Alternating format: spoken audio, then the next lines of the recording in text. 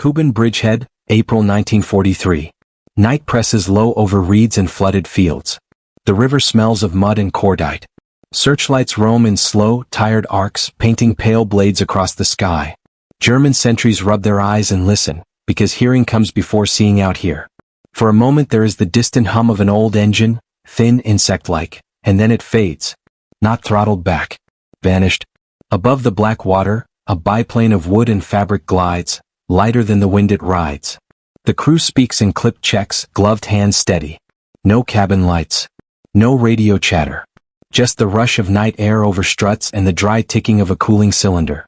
The aircraft is almost part of the darkness now, sinking toward a line of trucks and a shallow depot along the bank. A sentry thinks he hears a whisper. He turns. Too late.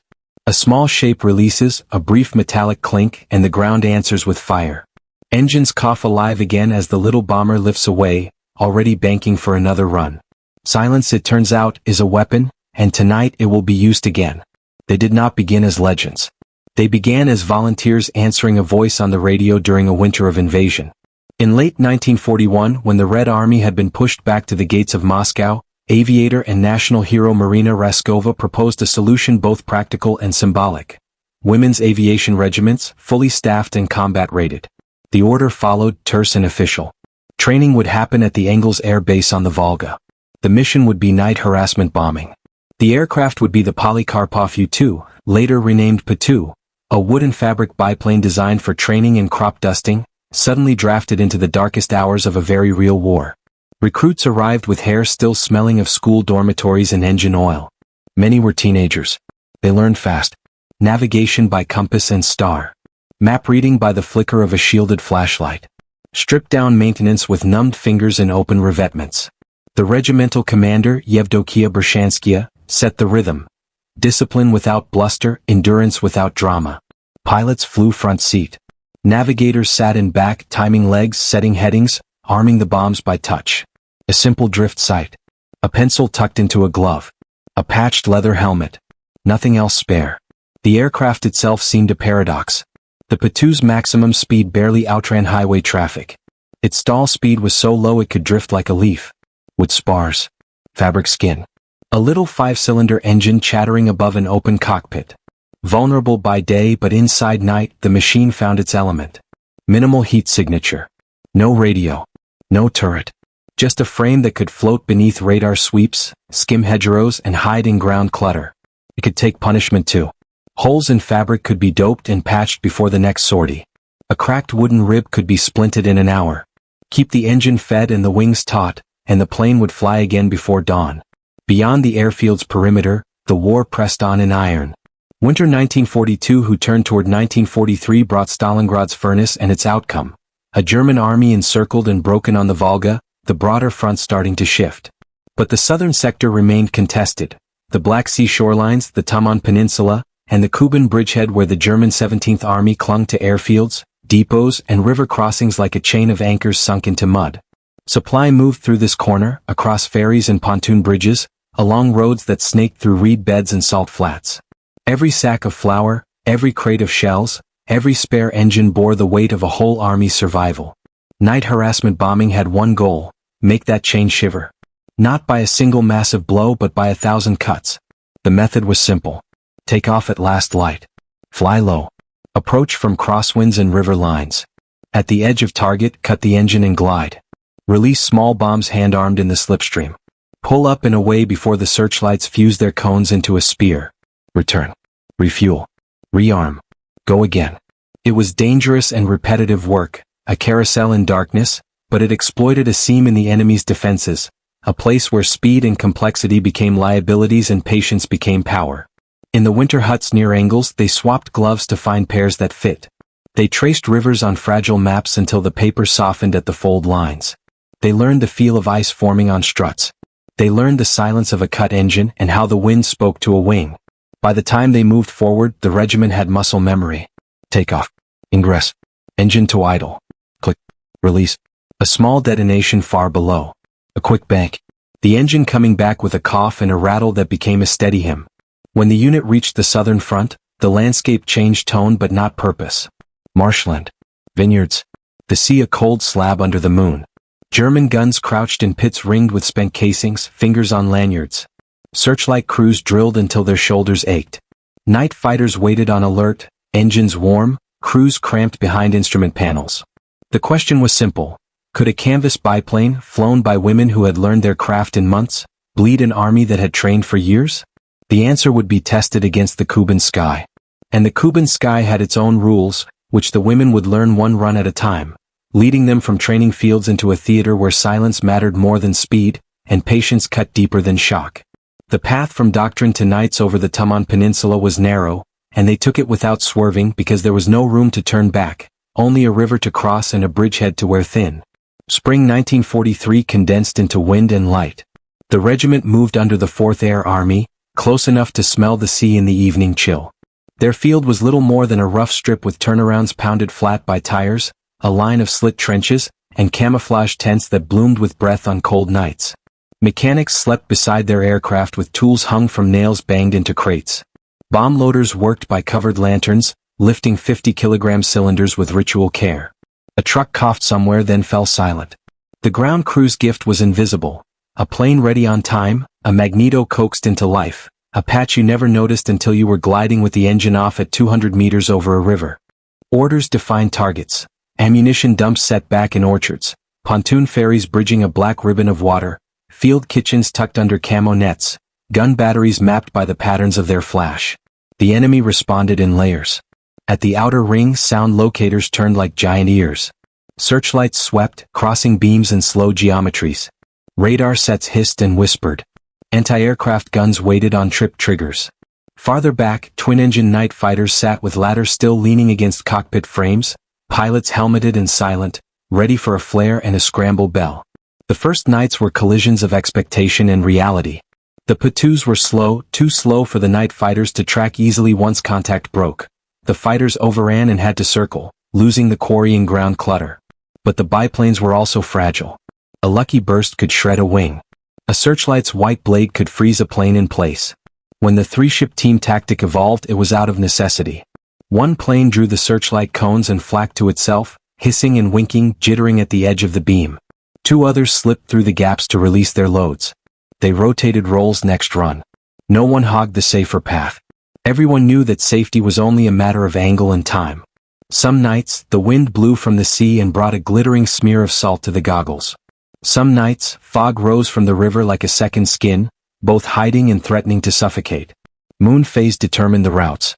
On darker nights, pilots used river meanders and road junctions as threads to stitch their way in. On fuller moons, the enemy saw farther. The P2s slid lower, down in the weeds where wires and treetops waited, and navigators read the ground like braille. Somewhere along that run of nights, a name stuck. Naktheksen. Night witches. It spread from trench to trench, from gun pit to hut, from one piece of mail to another. The biplanes, engine off, sounded like a broom bristling across the sky as they glided in. Or so the crews below said. A joke at first. A sneer. That changed when the joke interrupted sleep 5 nights in a row, and the dumps near the ferry points went up in a crackle of sparks, and the river crossing had to stop for an hour while fires were tamped with sand and curses. The regiment kept tempo because tempo was a weapon. 6 sorties in a night. 8 if the strip held and the weather played fair. In the logbook the numbers piled, neat rows of times, headings, bomb counts, and terse outcomes. But each line separated into a world. Engine cut, wind shifting in the wires, the ground drawn up like a map and then torn by light. Searchlight crews learned the biplane's tricks. They coordinated beams and used intersecting cones to triangulate. Anti-aircraft batteries learned to listen for the engine restart and fire into the spot where the cough should come. Night fighters adjusted, throttling back, trying for a slow chase over fields where farmers had once cut wheat. The women adjusted faster. They used decoy runs and false approaches. One pair would skim a canal to draw the lights. Another would come over a line of reeds, silent as breath. The navigators timed on watches that slipped on their wrists from cold. The pilots watched the angles of the beams like chess players tracking threats and openings. Sometimes the roar of flak made the fabric tremble like a drum. Sometimes a bullet punched through a wing and left a small, astonished hole, and the plane went on flying because it had learned to forgive damage. On the ground, German officers updated orders. More searchlights pulled from the rail yards. A night fighter detachment reassigned from a rear sector. Additional camouflage nets for the pontoon parks. Blackout discipline tightened. Camp routines shifted. But each reform met a counter-practice from the women in the patoos.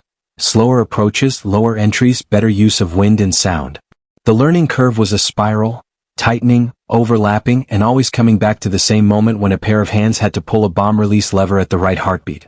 By summer's edge, the regiment had a new status. Recognition and redesignation formalized their place, but the change had already happened in the minds of those who faced them at night. The biplanes were no longer laughable. They were reliable. Predictable only in the sense that you could predict being kept awake. The name Night Witches became less a mockery than a function label for an enemy who would not stop arriving, whose wings rustled like leaves, and whose method was to subtract everything that could be subtracted until only effect remained. And from that subtraction the angles of their war began to show, human, technical, tactical, and moral, leading directly to the nights when silence itself turned decisive. A night could last 12 hours if the weather held. In that span a crew might fly 8 times. Each sortie took a piece, a ration of nerve and warmth and focus. The cockpit offered no heat. Frost formed on scarves.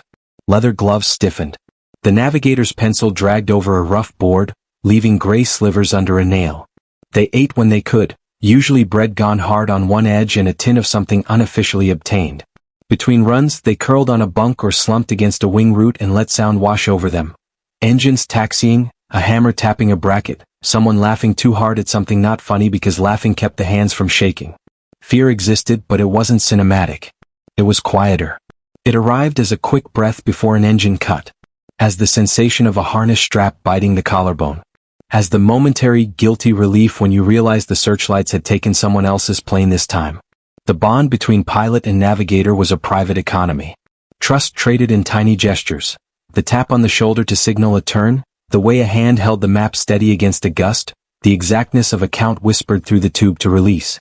They were not interchangeable. Experience accumulated like layers of paint, each coat making the surface smoother and closer to finished. Not all who left returned. When a plane did not land after its 4th sortie, the flight line grew quiet in a way that felt heavy and manufactured, like a stage whose props had been removed. There were rituals, unapproved but observed. A spare scarf folded into a locker. A brief mention at the cook tent. Work filled the gap because work had to happen anyway. And then night returned as it always did, and the wheels rolled, and the human cost became another ledger that no one read aloud. The greatest courage, it turned out, was routine. To fly, to land, to refuel, to fly again. The heroism lay in repetition, and the repetition made the legend possible. Viewed from a distance, the Patu looked obsolete. Up close, it revealed a logic that modern machines sometimes forgot. It did not outpace the enemy. It outlasted their attention. The wood frame damped vibration and absorbed shrapnel in ways metal skins did not. The fabric could be stitched on the field with needles larger than a finger and doped tight by lantern light. The engine, small and honest, drank fuel sparingly and started with a personality, a cough, a stutter, a bark, then a smoothness the mechanics could hear from across the strip and nod at. Instrumentation was spare, which made failure unlikely. The bomb sight was simple, almost improvised, but at the altitudes and ranges flown it performed well enough. The slow stall speed let the plane settle into a glide angle so shallow it felt like defiance of math. That shallow glide made the engine-off approach practical. The airplane could fly at a pace dictated by the mission, not merely by the engine. All of this turned a trainer into a weapon system once context shifted. Against sophisticated defenses that demanded targets fit certain profiles of speed and altitude, this machine refused to comply. It arrived under the net of expectation. The drawbacks were obvious. A hit in the wrong place could be fatal. Daylight exposure was a losing proposition. Payload per sortie was modest. But war is arithmetic, and when you can fly so many sorties per night, every weakness finds a compensating strength. The Patu didn't force a single decision. It forced 1,000 small ones on the defenders, and those small decisions added up to fatigue, redeployment, and nights when supply did not move on time. In the ledger of 1943, the airplane's simplicity wrote lines that more complex aircraft could not. On the riverbank, a sentry heard them first. Not the engine. The absence of it. The strange sensation when a noise you have tuned your hearing to detect fails to arrive. Instead, the wind shifted and a fabric fluttered in the dark. The searchlight crews worked their cranks and levers, eyes on the sky and hands on switches that made the cones shiver and lock. The anti-aircraft guns waited with their fuses set to a prediction. Fire too early and you waste shells and reveal your positions. Fire too late and someone will demand an explanation that a report cannot excuse. Night fighter pilots strapped in and cursed the mathematics of speed, how to apply a fast, heavy machine to a target too slow to predict and too low to find once it slipped from the beam. A policeman of the rear area wrote about sleep debt. A company clerk noted more requests for ear protection in the AA batteries. A supply officer recorded that a ferry line took 40 minutes longer to clear the river on certain nights. None of these were decisive in isolation, but they were straws on the back of a logistics system tuned to a schedule. Night witches passed from slang to a line item in orders. Increased vigilance from 22 to 4 o'clock, reduced lighting, camouflage reinforcement, stand to at known crossing points when moon is bright and wind from sea. The enemy adjusted and grew sharper. And then they grew tired. In that order. The respect came slowly, at first wrapped in resentment. The Patus were unfair in their refusal to play the speed and radar game. They were improper because they used the oldest weapons: darkness, patience, repetition. Yet even objections are a form of attention, and attention is a form of tribute. In time, the enemy's acknowledgement had practical weight. More searchlights pulled from depth to the front, more night fighters tasked to the bridgehead, more camouflage for depots. The biplanes defined part of the battlefield by showing up every night and asking the same hard question: can you stay awake as long as we can?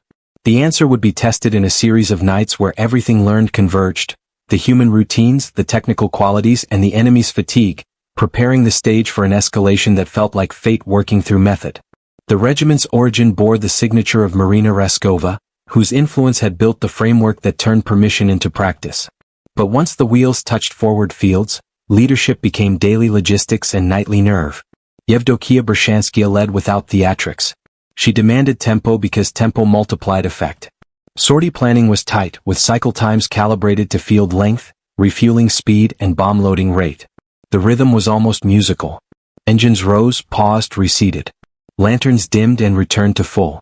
The staff tent was a map of loops and arrows, chalked and rubbed out until the canvas looked like tied lines. Unseen hands kept this machine running. Mechanics memorized the quirks of particular engines. One plane liked a little extra choke. Another needed a gentle hand on the prop at start. The armorers matched fuses to expected altitudes and trained fingers to safe and arm by feel alone. Fabric workers stood in a haze of dope fumes, patching new tiers over old ones and smoothing the surface with the heel of a palm. The best leaders recognized that heroism hid in these routines. They built schedules around human limits. They planned for redundancy. They let skill speak quietly and made room for it to be heard. Orders came with times and targets, but flexibility lived in the moments when a crew returned with news of a new gun pit or a fresh camo net. Adjustments shifted by the hour. Bershanskia's gift was making the regiment feel both held and released, held by a framework that kept chaos from tipping into waste, released to make micro-decisions on the run when the ground changed its pattern. Leadership, under these conditions, was less about big speeches and more about the right kind of silence. The kind that told an exhausted pilot you trusted her to decide whether to attempt a seventh sortie. Night flying is a study in subtraction. First you subtract light. Then you subtract noise. Then you subtract speed. What remains is geometry. The Kuban offered a flat textbook. Rivers curling like ink lines, roads cutting diagonally, orchards gridding the land. The Patu crews read these signs in the spill of low moon and pale starlight. Wind over reeds hissed a warning on crosswind approaches. Sea breeze cooled the engine just enough to change its voice. Fog kept low, and when it thickened, the pilots scaled down their altitude until land features returned as shadows etched with slightly deeper black. Moon phases scripted tactics. On a new moon, ingress lines traced predictable features. A river, a rail embankment, a coastline. On a bright moon, ingress shifted to hedge the light, flying under tree leans and using barns as reference points. Engine cuts became art. Too early and you lost maneuverability. Too late and you announced your arrival with the cough the enemy had learned to hear. The ideal was a glide that carried the plane from the edge of the flak umbrella to the release point without drama. The release itself had rhythm. One, then another half-second later, then the last, staggered to walk fire across a target. Decoys mattered. A single plane could circle at altitude, engine a gentle murmur, and draw searchlights like moths. Down low, a pair slid through the gap. On egress, the decoy dove, engines opened to mimic panic and drag the guns away from the quiet climbers. These were not ad hoc tricks but codified habits, shaped by feedback and written into the regiment's body. Weather was not an obstacle. It was a collaborator that, if consulted properly, whispered where defenses thinned. And in that whisper lived the moral of the method. You could change the battlefield by listening to it. Night witches became a brand not of commerce but of endurance. On the Soviet side, the nickname re-entered the bloodstream of propaganda transformed. Posters and newsreels spoke of fear struck into the enemy by women who flew by night, practical heroines neither sentimental nor severe. Families at home heard a pronunciation of possibility, that their daughters could serve, that their labor mattered, that this was a people's war and the sky itself belonged to those willing to claim it. The image was sharpened by reality. There were no golden radios or glittering uniforms here, only patched jackets, tired smiles, and a line of patoos waiting like patient animals. On the German side, the nickname carried a sting. It suggested something uncanny, trespassing on the ordered geometry of searchlights and timetables.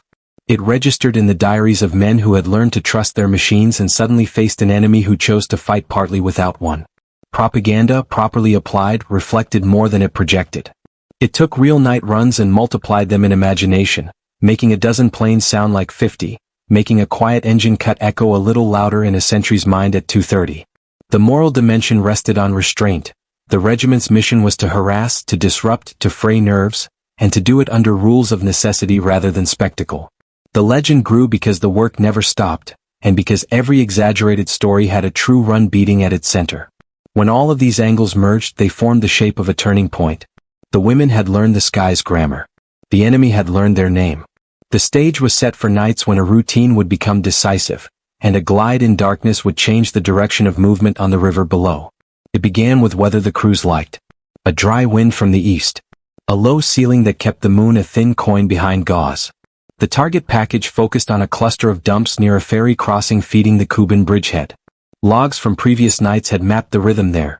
Trucks arrived in pulses, lights slit thin behind hooded covers, guards pacing in patterns you could approximate by listening to their boots on boards. The plan used that rhythm against them. 3 elements lifted at intervals short enough to overlap in the target area. The decoy trio climbed higher than usual, tracing a loose circle to the south and letting their engines hum within hearing of the searchlight posts. Below them, the first strike pair took a river line at hedge height, crossing one irrigation ditch with a little hop that put their stomachs into their throats and then settled them back into the glide. The second strike pair held back, waiting for the searchlights to choose their prey. On schedule, the decoy's song pulled the first cone, then a second. The beams crossed and trembled, widening the gap elsewhere. The first strike pair cut their engines just short of the range they had measured the night before, when a lucky shadow had let them get closer than comfort allowed. Glide angle shallow. And steady.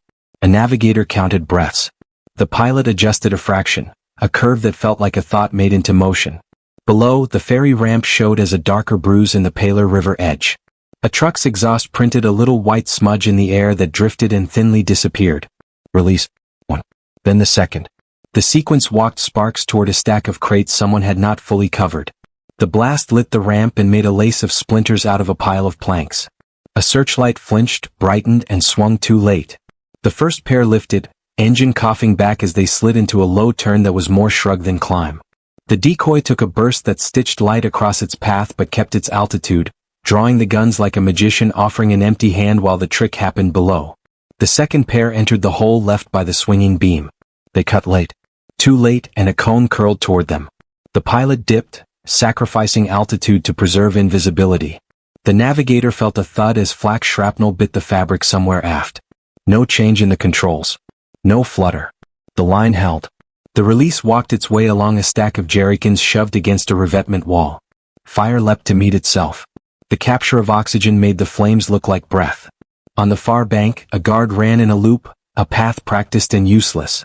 The night fighter arrived finally, too fast, slicing above the decoys and rolling into a turn that presupposed a speed his quarry did not hold. He tried to slow, flaps lowering like shoulders slumping, engine nursing the stall line. The biplanes below skated under ground clutter, their engines murmuring now, having switched roles as planned. The fighter's gunner fired a curt burst at a brightness that turned out to be only the reflection of fire on water. The moment passed and the fighter climbed to circle for another try, but the geometry had changed. The decoys were sliding away. The strikes were egressing under the river bank's shadow. The guns at the ferry had gone quiet to avoid drawing more attention, and in that quiet the night returned to belonging to those who had practiced stillness. Behind them, a dump cooked off, Not in one spectacular blow but in a patient chain of smaller detonations, anticlimax as strategy. Each pop forced men to duck. Each flare demanded water and sand. Each delay made the next truck wait under a worried driver's hand. The plan had not sought a grand destruction. It had sought disruption stretched over hours, misaligning timetables, pushing deliveries past dawn into the hour when reconnaissance could see them stranded and ready to be marked for the next night's list.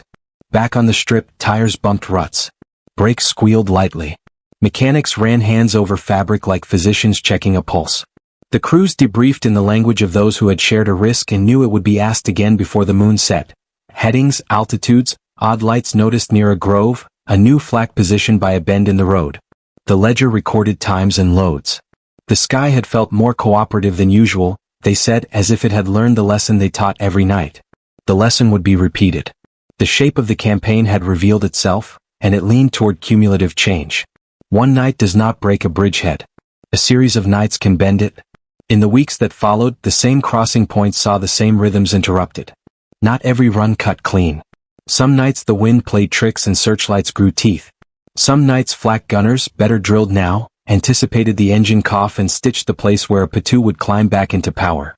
Losses happened and they were felt. An empty bunk, a tool roll no longer needed, a call sign not heard again on landing. But the ledger of effect kept its steady hand. Reports upstream began to capture the ripple. A German quartermaster noted slippage in scheduled ammunition throughput to batteries east of a particular village. Another report mentioned increased fuel consumption by units tasked with moving supplies at alternate hours to avoid night exposure. A bridge farther back saw an added searchlight team pulled from railhead duty, resulting in a backlog of unloading at a depot where trains had to wait longer under camouflage. Small decisions had cost. The river felt those costs in delays measured not in minutes but in how many trucks arrived in time to make the next convoy. On the Soviet side, the regiment's status solidified. Decorations arrived, stiff paper in envelopes dusted with airfield grit. The unit's redesignation as guards formalized honor earned at 2 in the morning under searchlight glare. It did not change the routine. If anything, it tightened it. Recognition is its own discipline.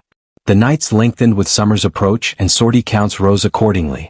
The bomber darkening, that practiced engine cut and glide, moved from craft to doctrine. New crews learned it as baseline rather than innovation. Old hands refined it until they could judge glide slope by the way their harness sat on the shoulder. The enemy adapted in return. Night fighters flew with throttles cranked down, trying to match low and slow with high and careful. Some units experimented with flares and parachute lights to paint the ground, but the P2s knew how to hide against trees and barns, dropping into the same shadows the flares tried to erase. Searchlight teams learned patience. Wait for the engine cough, swing to the sound, hold for 3 beats, then fire. The regiment countered by delaying the cough or restarting earlier under a turn. Tactical chess continued, and yet each move the defender made cost more than the move the attacker answered with. By late summer, the pattern widened beyond one ferry or one dump. Logistics nodes farther back felt pressure because assets had been pulled forward to protect the river. Aerial reconnaissance images showed more dispersed supply points, more dummy fires and more relocation of sensitive stores, all of which added friction. Friction was the point. Bomb tonnage per night remained modest when compared to heavy bomber doctrines elsewhere, but this was not that kind of war. Here, the measure was how many nights in a row the enemy slept in chopped pieces and woke with lists of too many tasks and too few hands. Respect, once reluctant, became operational fact. Units wrote the name Night Witches on their own orders not as poetry but as a label for the problem they needed to solve. Inside the regiment, names rose that would later belong to books and interviews, pilots and navigators whose logbooks filled with routes traced over the same river bends. They did not think of themselves as characters. They thought of themselves as workers. Hours flew. Engines warmed, cooled, warmed again. Tires wore flat spots and were changed. The campaign did not peak so much as plateau at a high pressure that the enemy could not sustain. When autumn began to lean into the fields, the ground changed color, but the method remained. Silence, release, return. The bridgehead's days were numbered not by one giant stroke but by absence. The absence of undisturbed nights, and in the end that absence mattered more than any single explosion. By the time the Kuban bridgehead began to loosen, the aggregates came into focus. A ferry point that once ran trucks in steady files now pulsed, stuttered, and idled. A depot that had served as a central node broke into smaller caches spread under trees and canvas in pear orchards. Anti-aircraft batteries that might have covered a railhead redeployed to protect river lanes, leaving the railhead more vulnerable to daylight attention. Commanders shifted schedules, moving supplies in pre-dawn hours or early evenings when the platoons were on the ground turning around, only to find that the regiment could flex its cycle and show up precisely when new patterns formed. The immediate tactical outcome was pressure leaking forward to the line. Artillery units waited longer for shell resupply. Field kitchens delivered late, a small thing with outsized effect in a tired army. Construction engineers tasked with maintaining pontoon bridges reported increased fatigue and requested additional men for night shifts. The language of reports stayed dry, but their implications were damp and heavy. Interdiction is not spectacular. It lowers capacity in ways that rarely announce themselves with a single plume of smoke. Yet when lines of dependence are tight, small degradations produce big consequences. The German response trained up. Searchlight crews grew skillful. Night fighter detachments rotated men who developed local competence against slow targets. Camouflage improved. Decoys bloomed. For a while, shoot-downs rose. The regiment felt that too. Loss rippled through their nights in absences and unassigned bunks. But in the long sum, the defender spent more to defend than the attacker spent to attack. Sorties by platoons required fuel, bombs, and will. Countering them demanded manpower, machines, and a constant state of alert that wore the edges off judgment. When operations shifted and the front's geometry changed, the regiment carried forward lessons that were portable. They knew how to read a river crossing by its sounds. They knew how to map a depot by the way trucks aligned their noses before dawn. They knew how to use a crosswind to erase a propeller's signature. These were small-grain skills that scaled because they were rooted in attention rather than gear. The immediate effect at Kuban was simple. Keep the enemy up at night and late in the morning, slow the flow, make the bridgehead expensive to hold. The broader effect was a template ready to be laid over the next map. In that template, the bomber went dark, technique sat at the center. It had grown from trick to habit to doctrine. In briefings for crews new to the front, veterans described not the romance of a glide but its math. Distance to altitude, wind component, angle of descent aligned to target length, restart timing. They practiced with engines idled to the edge of stall, learned the sound of their own breath as a metronome for the count to release. The technique's cultural echo, the hush that preceded impact, remained part of the legend, but its tactical heart was calculation. Silence made the math work and the math made the silence deadly. And when the Kuban work was done and the enemy withdrew from the Taman Peninsula, the regiment did not pause to narrate the victory. They packed kit. They patched fabric one more time. They wrote to families when they could, short notes describing weather more often than danger. Then they followed the war northwest, carrying with them a reputation that preceded them and a method that could be fitted to new river bends and new roads. From the Black Sea's edge, the regiment's path bent through the lands that would become, in memory, a chain of nights more than a line of geography. Belarusian forests received them with corridors of pine dark as tunnels. Polish fields opened under wide moons that made the ground look frost-rimmed even when the air was warm. Bridges on tributaries of the Vistula took their attention. Rail junctions fell under their habit of subtraction. Town names entered logbooks and then passed, leaving the numerals that mattered. Takeoffs, landings, bomb loads, hours flown. Over time the tallies grew. The regiment flew tens of thousands of sorties before the war's end, a number that mattered not because it was round or impressive but because each entry meant someone had climbed into a canvas seat and trusted wood and calculation to carry them out and back. Decorations accumulated. Many crews were recognized for endurance as much as for single actions. Losses accumulated too, fewer than might be expected in such a vulnerable aircraft under such conditions, because low and slow under darkness claimed an unexpected survivability, but each loss counted fully. What the public learned in fragments the crews knew in detail. They could draw you a map of a rail yard from memory, based on patterns of light under blackout. They could tell you the best angle to approach a bridge if you wanted sandbanks to give you their shadow. They could show you where to look on a used glove to see the wear pattern that meant a pilot landed with a light touch.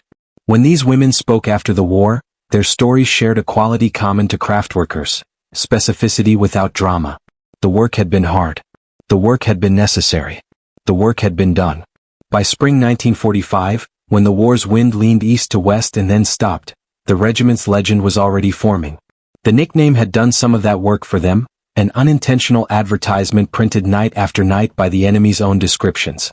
Post-war narratives would add polish in places, but at the core sat a plain truth. A simple aircraft flown by trained, disciplined women, used patience and silence to defeat the enemy's expectation of what war in the air should look like.